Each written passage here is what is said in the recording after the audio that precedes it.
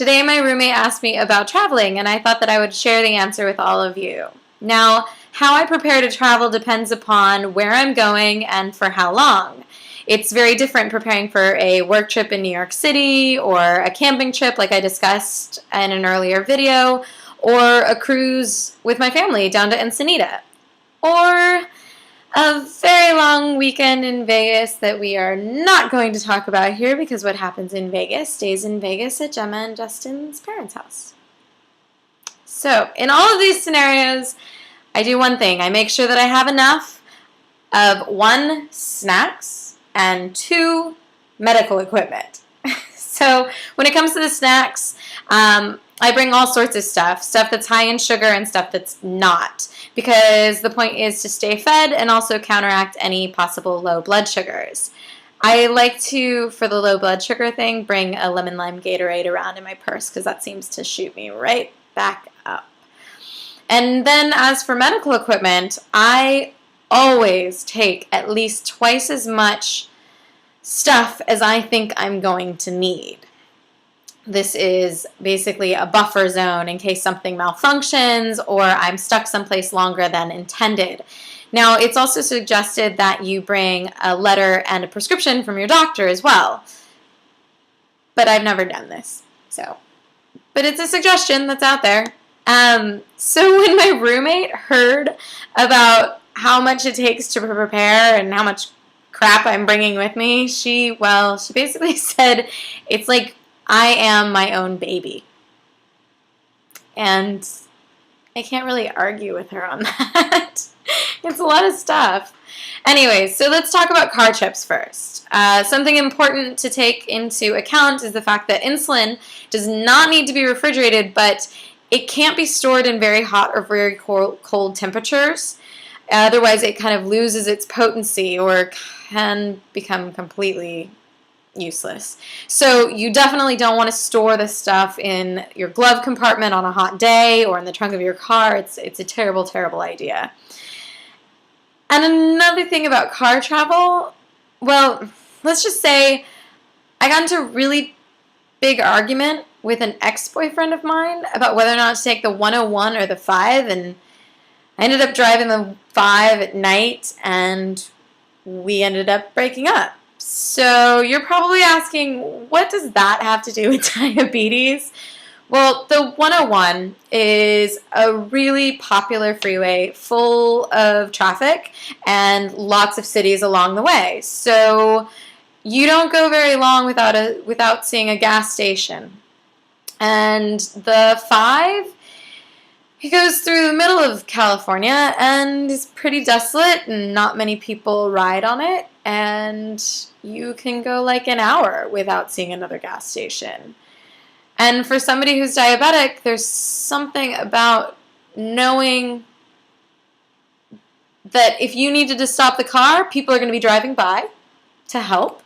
And if you need to stop at a gas station and pick up more Gatorade, there's going to be one within the next 15 minutes. So I like the 101 more than I like driving the 5.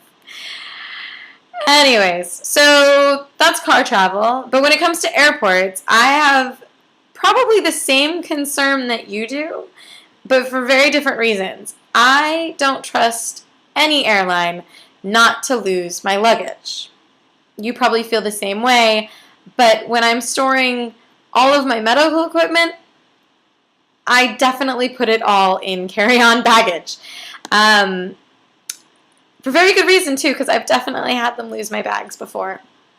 And so I actually looked this up. So the TSA specifically states that passengers are permitted to board airplanes with insulin, syringes, insulin pumps, liquids including water, juice, or liquid nutrition, and all diabetic-related medication, equipment, and supplies.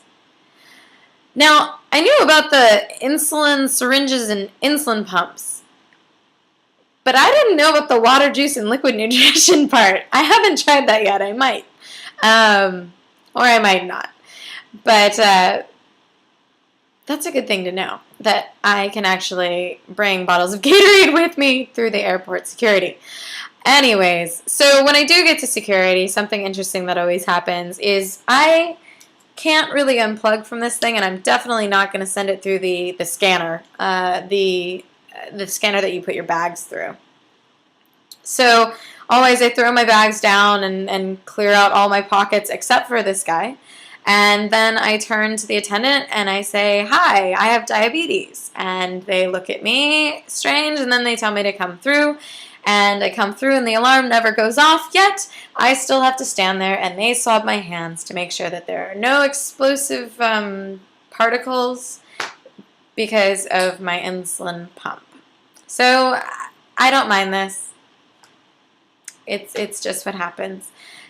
I know that it might take me a little bit longer to get through security, especially, well, one time was super fun because when I came home from London, they knew that the American system of healthcare sucked versus socialized medicine. So my doctors in England gave me basically like 4 to 6 months worth of diabetes supplies. So like boxes and boxes of syringes and vials of insulin, and it was crazy.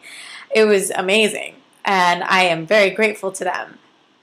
But going through security with that much medical equipment was really funny, because not only was I telling them, "Hi, I have diabetes," and there's stuff in there, it was like I was prepared for Armageddon. But they let me through and on the plane, and all was well. So something, once you're on the plane, to note is you definitely always want snacks, because you need to stay fed and you need in case your blood sugar goes down. It's also good to know that usually on the planes they've got sodas and such which they're willing to sell you.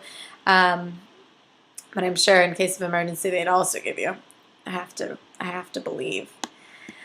Something kind of strange that happens on a plane is because of the air pressure in the cabins, it's not a good idea to, well, a lot of times when you're using a syringe, you push air into the bottle.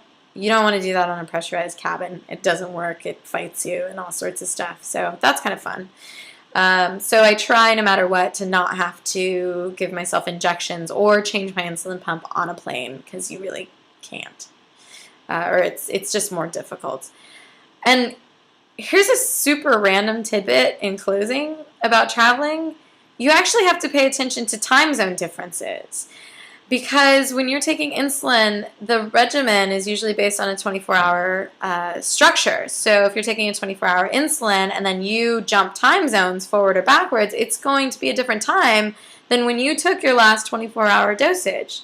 So you may go from taking it at night to taking it at 9 a.m. or some other time. And luckily now with an insulin pump, I can basically reset the time on here, and it will adjust all of my basal rates to reflect the new country's time zone that I'm in. So that's some of the fun tidbits about traveling. All right, talk to you tomorrow. Cheers.